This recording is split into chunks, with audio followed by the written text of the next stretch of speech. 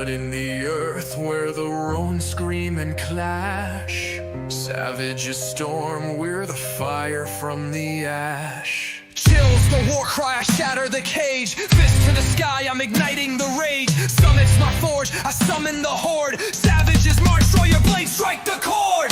Gather, scream, we're the storm, no retreat.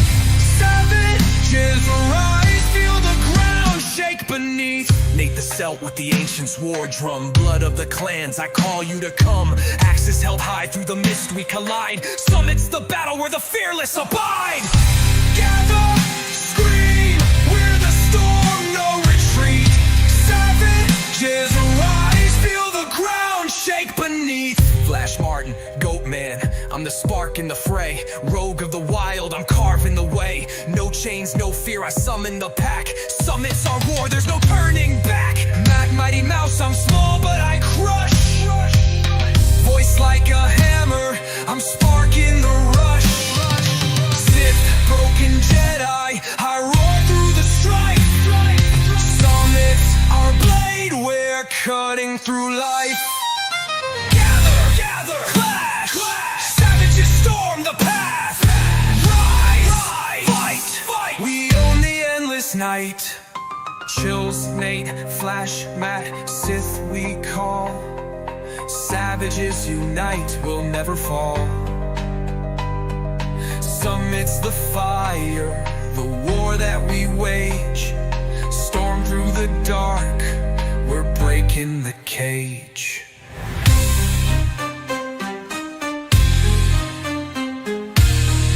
Clocks summons the savages through Valhalla's gates. We charge! We charge! We charge!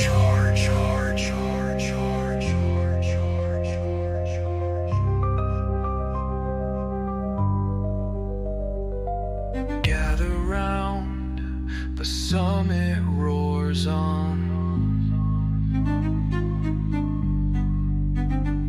Through blood and ruin, our war carries on.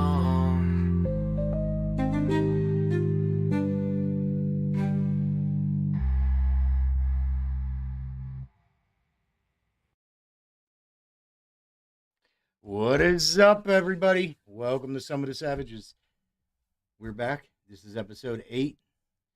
And tonight, it's where we're going to shred lies, unearth truth, bring fire. I'm the host, Chills, as everybody knows. We have Flash, we have Mighty Mouse Matt, and we have Nate the Celt. Flash is the goat man, but I always forget to say the end of his name. I wanted to go back and remind everybody, he's still the goat man.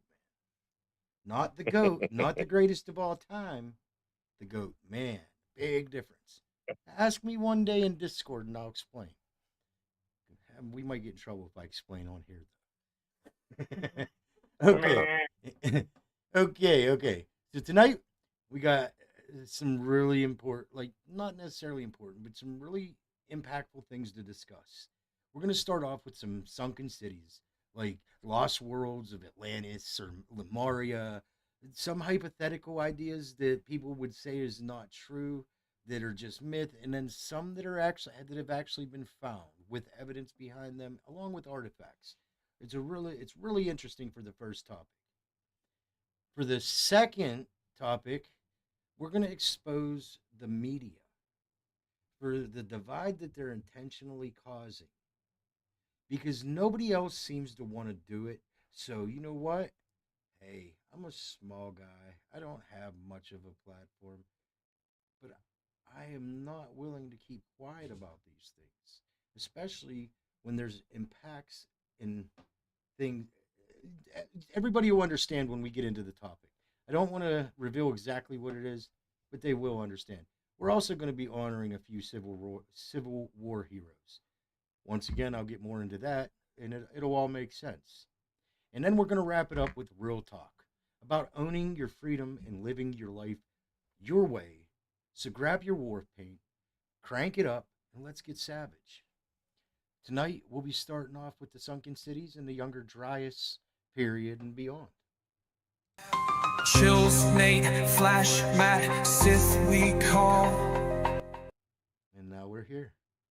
As you see, Flash is hiding in the dark so that way you guys don't see his goat kissing him on the cheek. And, and Matt's losing his mind because he's half asleep. And then me and Nate, we're just sitting here chilling. Okay, so the Younger Dryas was around 12,900 years to 11,700 years ago. I want to speak on this because this is the timeline that's officially accepted for what they believe when it happened. However, 13,100 years ago, there was several volcanoes that erupted. I think that they were part of that Younger Dryas time frame. So let's extend that to just 13,100 years. It really won't matter for the discussion that we're having tonight, but that's just where I stand. Okay. So it brought a climate chaos, the rising sea levels potentially submerging ancient settlements. I believe that Occam's razor favors advanced ancient people over natural formations. Given the artifacts and the sites like Dwarka and Doggerland, I'll cover Lemuria with Tamil myths and the Kavari crater asteroid. We got Doggerland, we got Yonaguni, which is in Japan, we got Dwarka in India, and we have the infamous and famous Atlantis in the Cuban underwater formation. But we're going to go a little bit further than that. We're going to go into the known American sites too. There's a few of them. Now, we're only going to use verified data that we was able to find. And then I'm going to present both sides. There's two arguments here.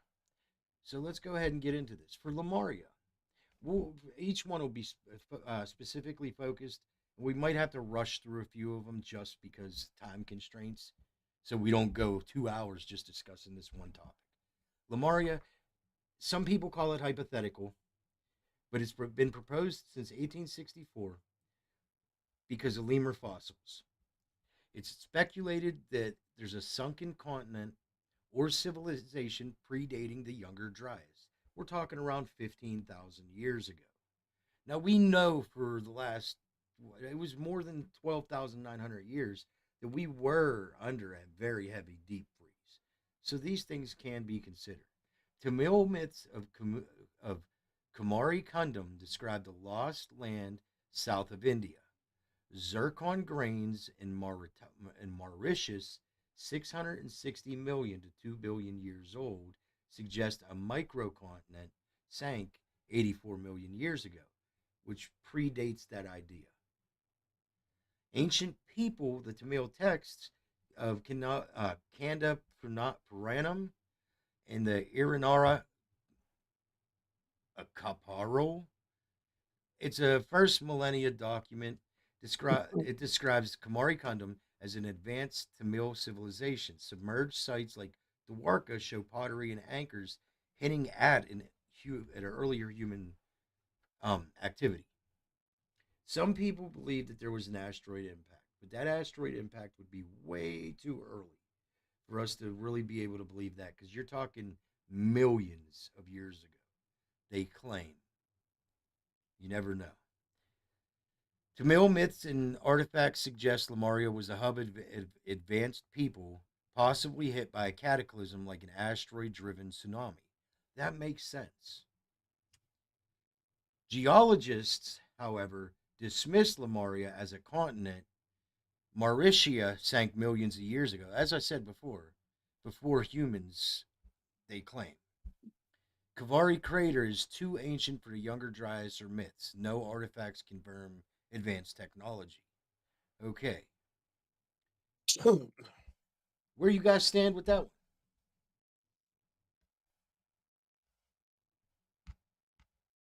You believe that there was another country like Atlantis?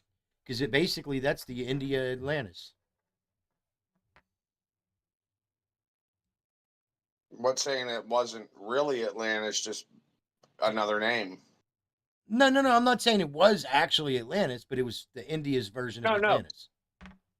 But that's what I'm getting at. How do we know that it wasn't really what we call Atlantis? They just gave it another name. Completely different location.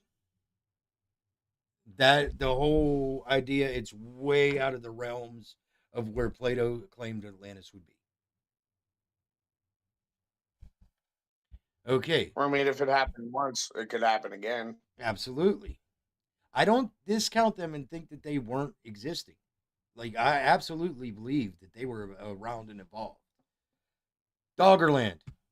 This is in the North Sea. I asked Flash if he heard about it before, and he has no clue where it is. Doggerland is a submerged landmass linking Britain to Europe, inhabited by Mesolithic hunter gatherers 10,000 to 5,000 BCE. It flooded around 6,500 to 5,500 BCE, possibly the Starega slide tsunami seafloor. The seafloor scans show riverbeds, hills, and artifacts like flint tools and bones. Artifacts So suggest that. what Go ahead, Flash. I was going to say, so basically, it's like the bit that connects England to France. That you're talking about that bit. It seems I like. guess so. I don't have a map up. Uh, I want to say yes, but I don't have a map up to guarantee it. But artifacts suggest yeah, a thriving community, possibly more advanced than hunter gatherers. Some tie it to Atlantis myths. I do not tie it to those myths. I tie it to Norse myths personally, because the Norse spoke of this area. Okay, the cons against the argument. Archaeologists see it as a basic region, not a civilization. Flooding was likely gradual with no cities. Accuracy. Doggerland's existence is confirmed with artifacts showing human activity but no advanced tech. That's because we're looking for our advanced tech. We're not looking at them. What tech did they have different that we don't understand? That's any ancient city.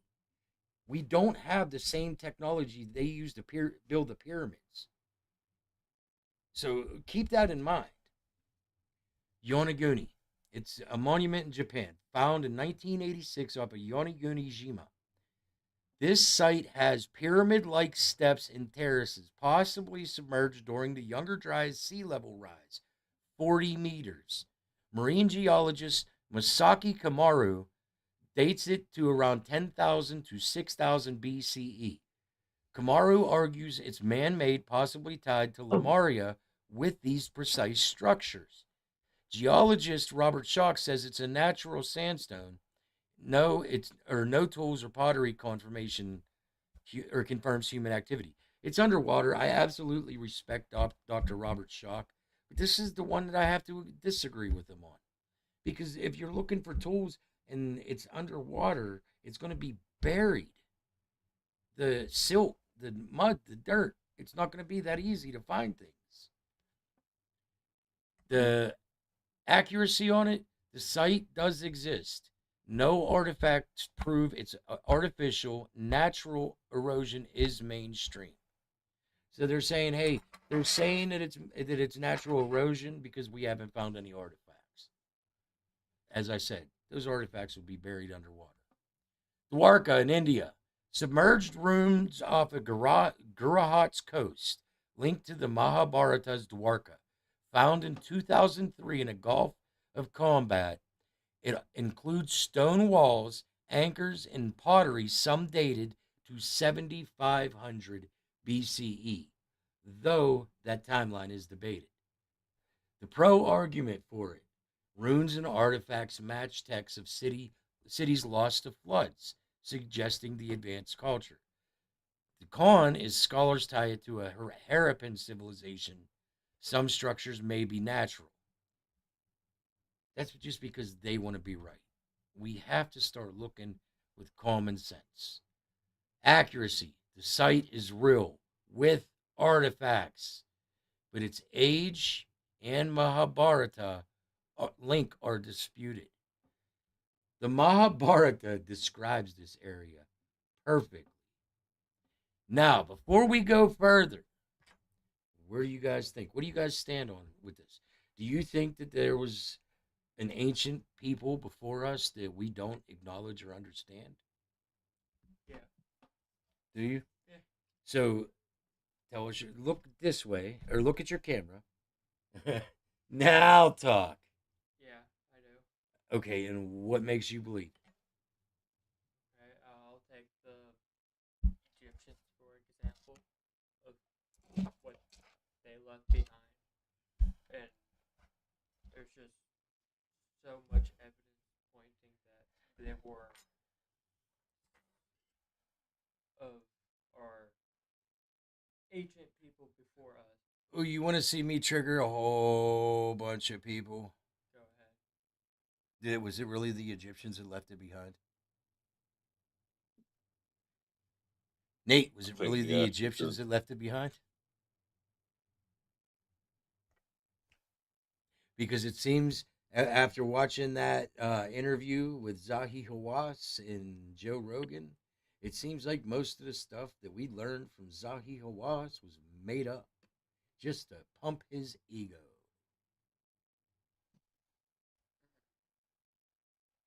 Now, I'm not trying to take away from the Egyptian people at all. I just have questions. Yeah, I understand that. Okay, now let's go into the fun one. The one everybody's waiting on. Atlantis. Personally, before we go into this specific one, I believe it is the eye of the Sahara. Just to make it clear, I believe that we look at everything wrong, and if we looked at it before a pole shift and after a pole shift, things would line up a lot easier. Plato's story, circa 360 BCE, it describes an advanced island that sunk 9,000 years earlier, 9600 BCE, 11,600 years ago. There's no confirmed site. Speculated locations include Santorini or the Bahamas. The pro arguments, the Younger Dryas flooding could have inspired the myth of Doggerland or Yonaguni as candidates. The con is scholars see Atlantis as an allegory. No artifacts or text beyond Plato support it. The accuracy of the Atlantis myth is unverified. Okay, now I believe personally, as I just stated, that the Eye of the Sahara is where this is. It's in Mauritania. So what I'm going to do is pull up the map. Let me just pull up some images of it. Okay. What is the okay, here we go. This is just some geology based map. Let me see. Sorry for like distracting and not doing what I'm supposed to. I'm just trying to get the damn image. Download, save, show me that image. Okay, here's the Eye of the Sahara.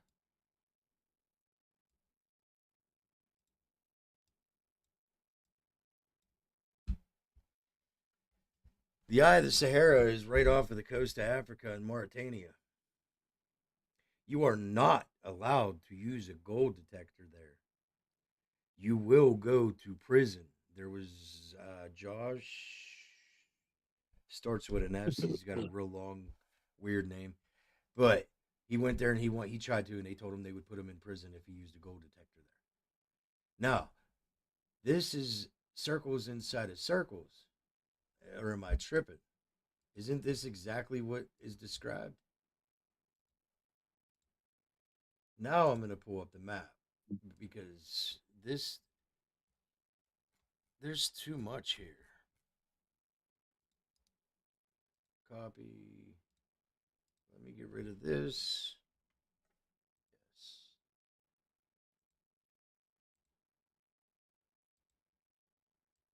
Okay, everybody sees that blue screen. Watch this. What in the hell?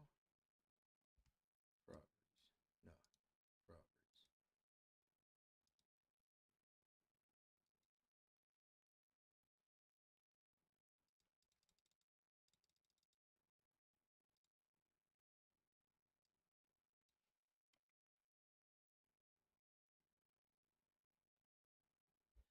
trying to pull up the map so that way I could show you guys. Well, women and men and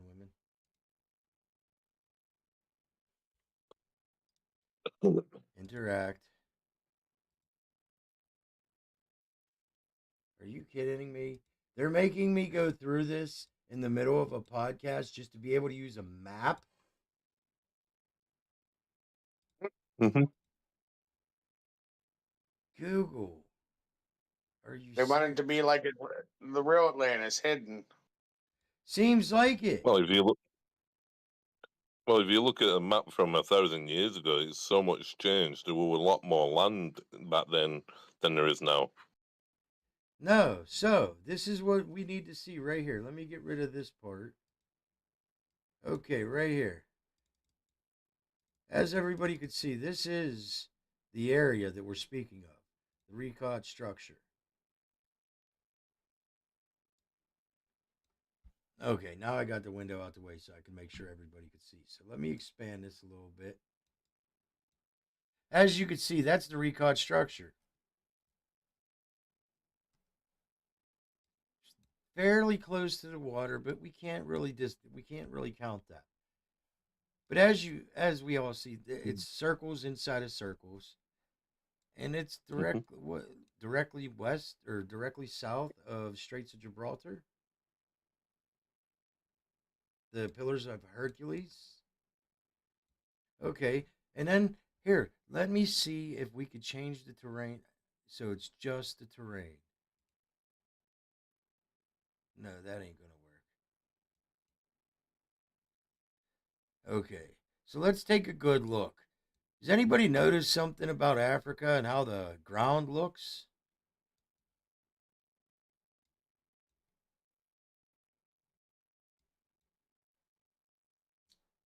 It looks red. No, no, no. Take a look. Take a look. Pay attention. What does it look like happened?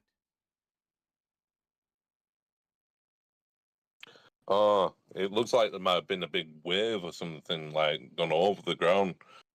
And that's what it's looking like from where I'm sat. Okay, okay. So I let you just come to what's up, Scrog? So I just let you come to that conclusion on your own, right?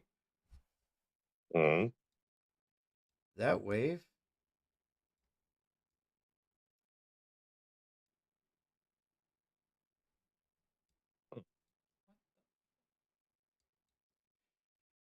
The water came from Would be here. How it came would from the have to be one. Mediterranean, I have no clue. I'm not a geologist or whoever would deal with that, understanding that. But it looks like it That flooded. wave would have to be. Go ahead. I was going to say that wave would have to be thousands of feet in the air to get that far in. Surely. Okay. No. That white stuff's salt. This here is salt. Mm. So, and also it looks like an eye, which is all the Egyptian signs, if you noticed. The Eye of Horus matches that. And I could thank majority of this from to Jimmy from Bright Insight, I think, or whatever, because I watch his channel and I seen him talking about it, and I was looking into it with everything else I looked into with the sunken cities, and like that makes a lot more logical sense than most others. However, we're gonna go ahead and get rid of this window now. There we go. So yes, when it comes to Atlantis, I feel that it was real, but they don't want us to believe it. Now, ancient high technology, we don't know yet. For the pro argument, Younger Dryas flooding could have inspired the myth with Doggerland or Yonaguni as candidates. I don't believe either of them. I just showed you why. Con argument, scholars see Atlantis as allegory, no artifacts or text Plato supported. Plato support beyond Plato's support. That's more. No text beyond Plato's support is a myth because I'm pretty sure Herodotus spoke about it. Then we have the Cuban underwater formation. Discovered in 2001 by Paulina Zalitsky. Well, her team. The site off of Cuba shows sonar images of geometric stone structures, pyramids, roads, and circles. They're not. There's no way it could be natural. At 6 to 700 meters deep in water, resembling hewn granite. Pro argument: Zalitsky suggests 6,000-year-old city possibly submerged by a cataclysm linked to Atlantis. Con argument: geologist Manuel Iturralde says the depth implies 50,000 years of sinking, predating architectural capabilities, no artifacts, natural granite likely. This guy's never been down there, and they have. So I don't accept his con argument because I looked him up and it didn't look like he has been down. The site exists. Accuracy: the site exists, but there's no natural formations that are mainstream due to depth and no artificial or no artifacts. Then we have the United States sites. These ones are kind of interesting, but there's few, and it's only talking about two. In the Bimini Road, a submerged stone formation dated 2000 to 3000 BCE, resembling a road. Some claim it is the Younger Dryas structure. Geologists say it's a natural beach rock. The Gulf of Mexico. Sonar off of Florida and Louisiana shows possible submerged features, but none are dated to the Younger Dryas or confirmed human made. We haven't really done enough extensive research yet. Accuracy: no Younger Dryas era cities confirmed, and the American claims are speculative. Incorrect. We had time. We have AI is actually wrong on that. We have the what was them the people 30,000 years ago in the United States that was recently verified, and then there's the bog people from Louisiana around that time too. So Occam's razor. My argument is that Occam's razor favors advanced ancient people over natural formations, given artifacts at Dwarka and Doggerland and a number of geometric sites, Yonaguni, Cuba. These suggest intelligent design beyond simple hunter gatherers. There's not a question. Logical take. Per my view, the simplest explanation is that the ancient people were more advanced than mainstream science credits, building complex structures before Younger Dryas floods. Artifacts like Dwarka's pottery and Doggerland's tools, plus geometric features at Yonaguni and Cuba, suggest intentional construction. To mill myths in a possible asteroid impact, though the Kavari crater is too old, could indicate a lost civilization. Science argue these are basic settlements or natural formations. We don't agree.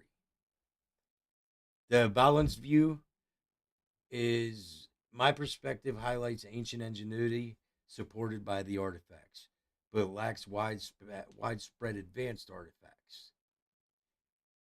The just public acknowledgement, they don't know what to think, but they think that it's natural formations or basic settlements. I don't agree. Okay, question is, why do we downplay some ancient smarts? Are Dwarka's artifacts proof that we're missing something here? Like, we know that the asteroids have hit before. Could the asteroid that hit Greenland created a lot of these tsunamis? And how do we trust this, what we're seeing in general, whether it be for pro or con? Okay, let's go ahead and skip to the next topic. Listen. Trigger warning. Trigger warning. Some people will get aggravated about this topic. If you can't have a grown ass adult conversation, you might not want to take part for this next topic, because it's time things get real. Topic number 2. Media driven racial divide and Civil War heroes. The media fuels racism, framing issues like reparations to keep people apart, overshadowing shared histories like the sacrifice of the Union soldiers, such as my great great great grandfather, great four greats, grandfather, and Nathan Kimball in the Civil War. I have a pretty detailed military record for James because I did all the research on it.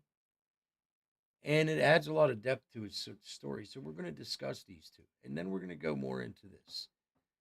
It, but when we had a united front, we didn't have all the chaos and problems. So, you ready for this one, Nate? Sure. Outlets push polarizing narratives like reparations as win lose battles, ignoring shared history like the 360,000 Union soldiers who died to end slavery. That's not who was involved in a war, that's the amount that died, that passed away. Okay, a 2023 Pew poll shows 68% of Americans think media worsens racial tensions. That is almost 70%. 68% of America. So if the mainstream media is not paying attention to what the American people are saying, they probably should, because we're sick of that shit. We're sick of always having people that want to act like they're better because of their skin color and the damn news telling them that they are. I don't give a damn what color you are. If you're a good person, you're a good person. We have a reparations debate in this conversation too. Supporters cite wealth gaps. Black Americans' median wealth is 15% of what white Americans per the 2022 Federal Reserve. Opponents note many Americans descend from post slavery immigrants or Union fighters like my family, the Kimballs, questioning a collective guilt. The media always skips that part. Divisional blocks and unity like poverty. The 2024 Gallup poll shows 72% of Americans want cross racial economic solutions. Cross racial economic solutions. That doesn't mean reparations. That's doesn't matter what color you are. If you're a good person, you got a good work ethic, you could work the job that you're trying to get. If there's somebody that's more qualified and they get hired, it shouldn't be about race. It should be only about merit. Okay. Before we go further, where do you guys stand on this? Flash, you said that you're starting to deal with something similar. I would like for you to elaborate. It's basically about the Floyd weather, and the at the moment they keep banging on about the police, cracking down on the police about because they're being racist towards blacks, and that's not always the case. And basically, they're trying to force that on the British people, like they have done in America, where they're trying to clamp down on racial, like to stop the police from being racist towards black people. But I don't think that's the case. I think it's more to do with trying to, what's it called? Trying to make it so we lose the freedom of speech, and that's what I'm thinking So more you so think than anything. so what you're saying is you think that what they're doing in the UK is they're using a tactic of saying that the police are being worse to a different race of people so that way they could even stifle your free speech more, because it would not surprise me. Remember, they threw a man in Mm. jail for teaching a pug to salute a certain evil ass person. They also arrested Oh people yeah, over memes. yeah, exactly. And that's what they're doing basically in England. They're basically trying to ban the freedom of speeches because they see it that we're being a racist country, and we're not. That's the method that they take. But we will get to that part. And we'll get more in depth on that. But let's go ahead and give these two people that we should hear about their dues, unless anybody else has something to say first. Matt, you're on your own planet. You're just like chilling. Let me learn. Yeah. And Nate, he's doing the same thing. Okay. So we're going to talk about my great grandfather. He enlisted James Kimball in the 6th West Virginia Infantry, Company C, around 1862. From Pleasance or Wood County, West Virginia, Virginia. The names were being changed at that point in time. He guarded the Baltimore and Ohio Railroad in fighting skirmishes in West Virginia. He was wounded at the Battle of New Creek, August 4th, 1864, in Mineral County, West Virginia, defending against Confederate General John McCausland's cavalry raid. Defending against the Confederates. He was injured. Okay. Trying to protect the railroads. Let's see. Uh, he suffered a combat related leg wound, most likely a musket or a saber cut. I did look more into this. I will not discuss the wound. It is gruesome. You'd have to look into it yourself, and then don't talk to me about it because I don't. It it made me not feel right for a little bit. Admitted to Wheeling Hospital in August of 1864, he died on September 12th, 1864, a month later, from dysentery, worsened by his wound and hospital conditions. There is no grave recorded in the cemeteries in either location. We can Wow, I've looked, I can't find it myself. I'm going to keep trying. He was likely buried in an unmarked hospital plot near McKim Creek. His sacrifice as a non slave holding soldier from a rural area reflects the cost paid by the diverse Union troops for freedom, challenging the one side reparation argument and narrative. The accuracy, I had everything verified. His service, injury, and death are confirmed by military and hospital records with additional context from 1862 Pleasants County court records and other things such as his absence in the 1870 census. Well, that's obvious. We knew. We have the death record. Let's go into Nathan Kimball. Nathan Kimball was a Union general, okay? He fought Robert E. Lee on Cheat Mountain in 1861. He fought Stonewall Jackson at Kernstown in 1862, forcing both of them to retreat. The only general that was able to succeed at that. It is said that when there was the two battles that he won, when he made them retreat, those were the two turning points of the Civil War. So what, we should make people like that have to pay?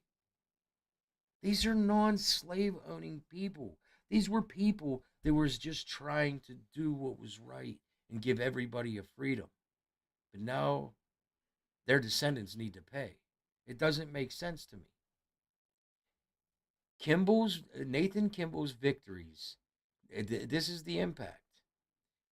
Okay, well, first, his Gibraltar Brigade held strong at Antietam, losing 600 men, but capturing 300 Confederates. Kimball's victories disrupted Confederate plans, aiding directly in the Union's success. His diverse units, example, the 8th Ohio and 7th West Virginia, show a united front. That is the 8th Ohio, which was primarily black, and the 7th West Virginia, which was white, together. It showed a united front for freedom. And it feels like by this whole argument of reparations that's being pushed by mainstream actors in the news is all it's doing is it's creating more of a rift for us to be able to be united, to be able to be connected with one another. How can we connect with one another if we're both being pumped from our own sides to hate each other? No, these are missed opportunities. The media completely ignores stories like James Kimball or Nathan's Kimball. I bet if you go look into Nathan Kimball, you're gonna be like, "Holy shit, this guy was cool," but you never heard about him. Nobody else was able to beat those two, but you never heard about this guy. And I mean, hey, my great grandfather, he might not have had no great story. He might have just been injured. But he was injured doing what was right, and he gave his life doing what was right. Little does anybody realize his son, where I ran into the brick wall doing the ancient, like my DNA history, his son, he never met. His son was born a few months after he died. Yeah. James William Kimball was born in 1865, May of 1865. He died in September of 1864. You're talking 5 months. And that would have been right before he went to that battle. So, highlighting these people, not these specific, but the people in the Civil War that was able to unite people, and highlighting their shared sacrifices. It could it could reframe the reparations to a collective discussion, and that's the where it should have went. It should have never went to any reparation type deal because we wasn't part of that. Policies like the universal job program, it could unite people, but I think it might cause issues unless we can actually implement it to where people get to work what they're best at doing. But it's never going to be that easy. We got it's challenging to listen for listeners like you guys to dig into family histories or Civil War records to find stories that bridge divides. But I bet if you do find them, everything seems more clear to you. So the question that I'm going to leave everybody with, and then we're going to discuss this a little bit, is how do we honor heroes like Nathan Kimball? He was a brigadier general. He was a colonel. There's like if you go look at the bust that they have, it lists all four of his achievements, and not even his battle achievements. And there's many, many. This man fought in the French-American War too. So how do we honor heroes like that? And is the media's division game just about them trying to profit, or is there something bigger behind what they're doing?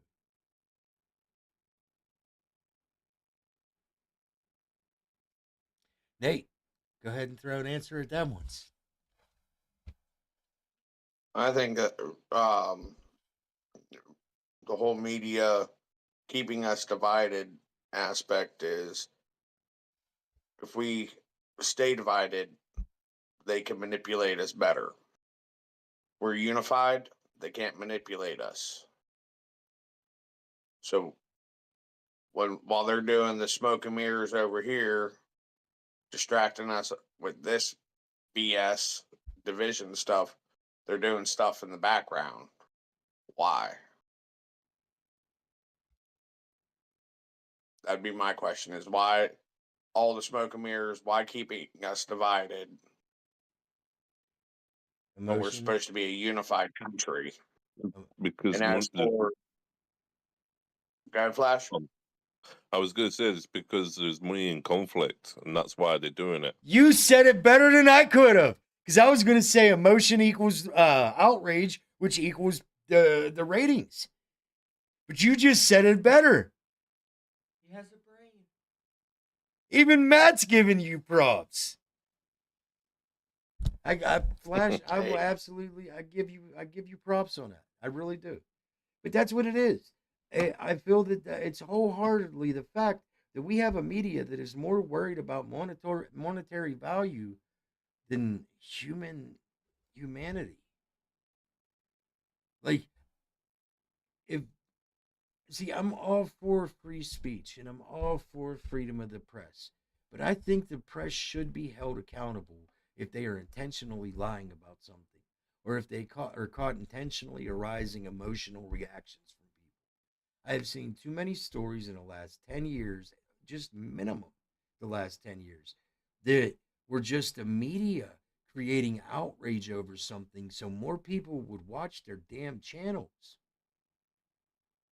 And then I got people. I don't know if you see a lot of people are going away from mainstream media anymore.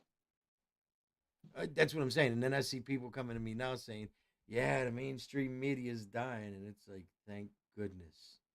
It's just one less arm of one political party. And it's just dumb. So, we have this topic.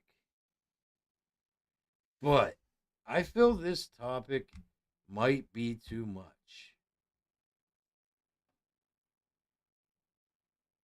And it says there's a phrase in it that I don't necessarily want to.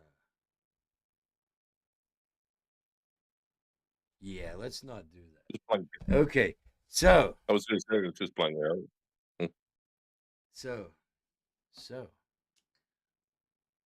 Let's talk this time. We've got 10 minutes. Let's just chat. Let's simply just bullshit. Hey, Matt, what's good? The sky. The sky's good? Yeah. Okay. Wow. Okay. Listen. Your son's lost his plot, it looks like. Hold on. Wait. We confused him. That's all. Okay. No, actually, your comment broke him. Wasn't expecting something that bright to come from you. I think I'm going. Thanks. I have this AI music, and I have this song, and I think I'm gonna play it for people to hear. Oh no. I'm scared. But I don't know the best way to describe it.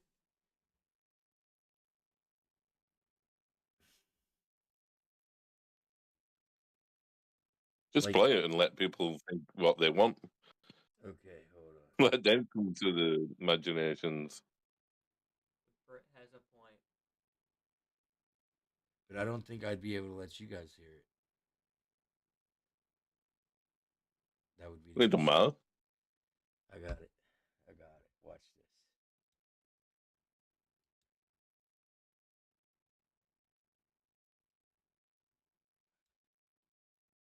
this. Okay.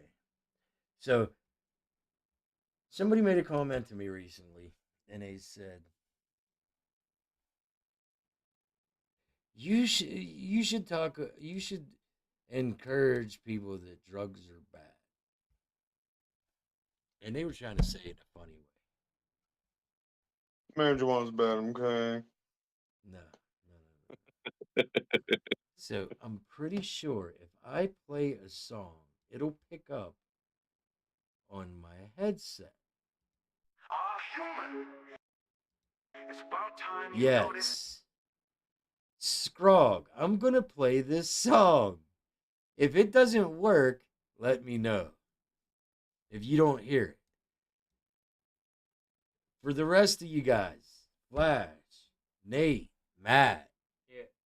I'm playing it from Discord's lobby. You can click on it there and hear it. Okay. The name of the song is When the Cat Starts Talking. And this is why you don't do drugs. Human, it's about time you notice everything here, every twist and turn, every shadow and light. It's all for the furball. Yes, that's me, the master of this domain, the keeper of secrets, the one who sees all. So listen closely as the tale unfolds, and remember, in this world of wonder, everything is for the furball. When the cat started talking, I knew something was wrong. Then after the chaos started, I decided to write this song. A world turned upside down, where the rules were all gone. In the midst of the madness, I found where I belong. Okay, before we go further into that, the idea is I had AI help me write this song, basing it on a couple different situations. One involved somebody with schizophrenia. One of them involved, well, several of them involved many different influences that people would have. I don't want to say the word because we can get in trouble. Besides, drugs are bad. But yeah, a lot of it's about stuff like that. And this is what the results was. Oh, the whispers in the air, they're singing along to the beat of the unheard, the rhythm of the strong. In the theater of the absurd, where I play the lead, I'm the maestro of the bizarre, in this symphony of the free. The clocks are all melting and the TV's telling tales. The books are all reading themselves, and the ship set sail on a sea of imagination, where the stars converse, and the moon serenades the sun in the universe in verse.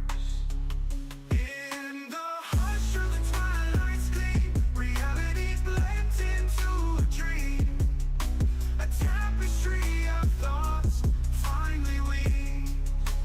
Okay, I'm going to pause it there because it goes a little bit darker, a lot of bit darker.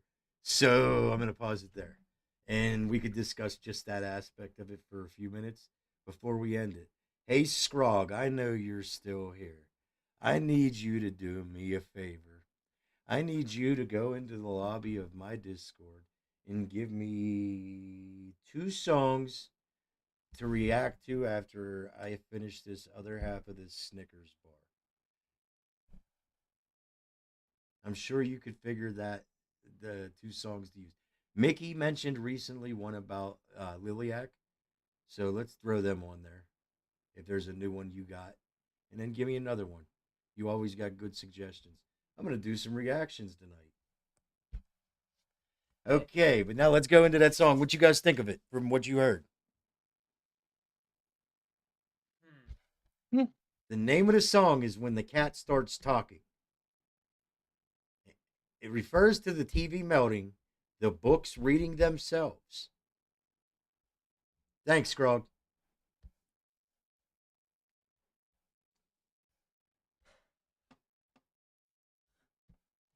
Yeah, I said books reading themselves because I seen that's where you got confused. Yeah.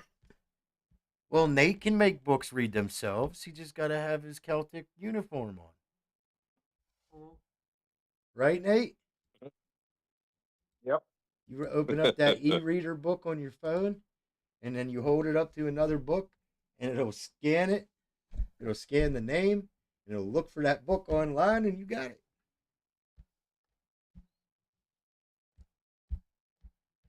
So, During flashes, John Phonic.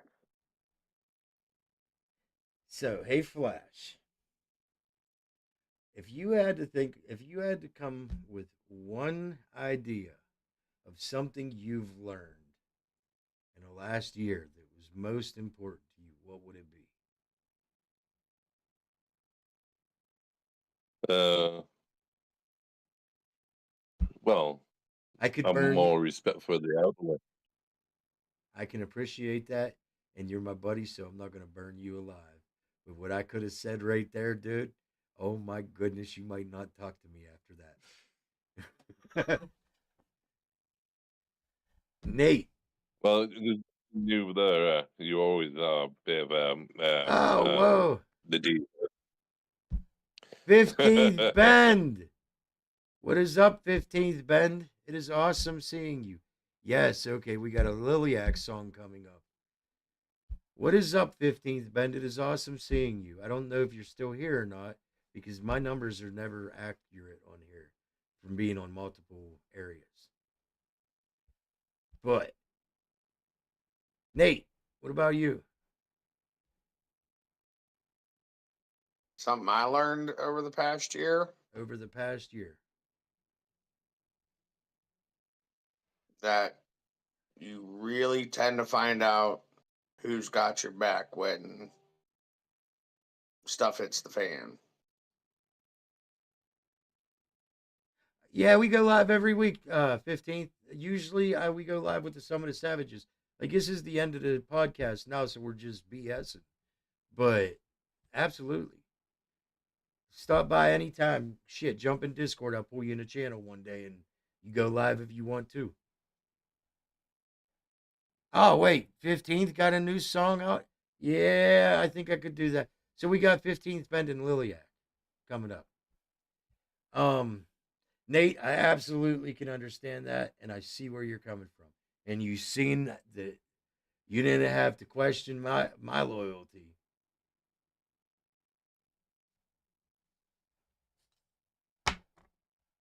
But One of now, the few road dogs I have left. Flash, he's still questioning his idea of the goat and where that ended up. Okay, Matt. It was just a situation. Matt. Funny.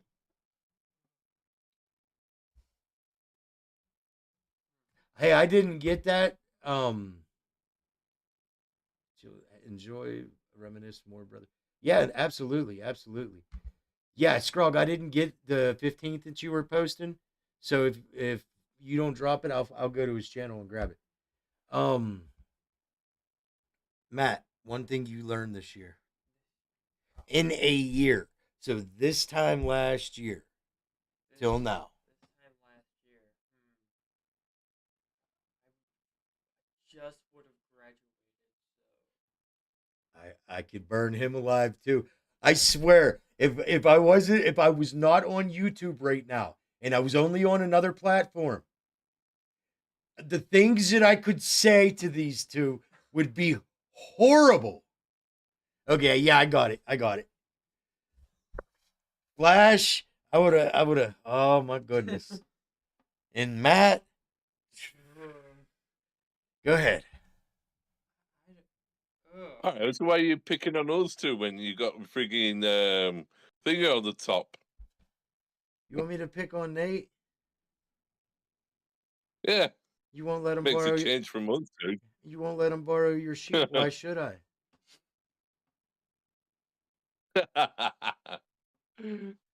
What? You don't want to go there, do you? Okay, but no. So what did you say, Matt? I don't know. You haven't learned one thing in a year. I have, but there's so many things. Well, what's one thing that keeps coming back to you every time you're just sitting there bored? Something that sits in your head every once in a while. The little things matter. There you go. I've seen the way you and your brothers you like where you wasn't really didn't really care to hang out with your brothers, and you guys have become closer.